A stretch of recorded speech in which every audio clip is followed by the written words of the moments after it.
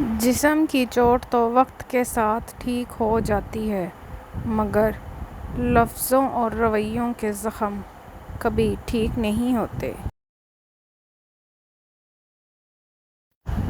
اپنی پریشانی کا اظہار اللہ کے سوا کسی سے مت کرو، چاہے وہ تمہارا کتنا ہی مخلص کیوں نہ ہو۔ کسی کے دماغ کو جاننا چاہتے ہو تو اس کے لفظوں کو سنو، اگر کسی کے دل کو جاننا چاہتے ہو تو اس کے اعمال دیکھو۔ عقل گھر بیٹھ کر بادام اور کاجو کھانے سے نہیں آتی، یہ باہر کے دھکے اور ٹھوکریں کھانے سے اور لوگوں کے رویوں کو سمجھنے سے آتی ہے۔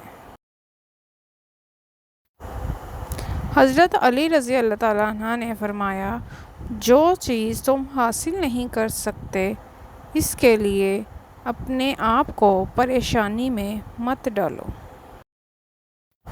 کسی کا ظرف دیکھنا ہو تو اسے عزت دو، فطرت دیکھنی ہو تو اسے آزادی دو، نیت دیکھنی ہو تو اسے قرض دے دو، خصلت دیکھنی ہو تو اس کے ساتھ کھانا کھاؤ، صبر دیکھنا ہو تو اس پر تنقید کر کے دیکھ لو، خلوص دیکھنا ہو تو اس سے مشورہ کر لو۔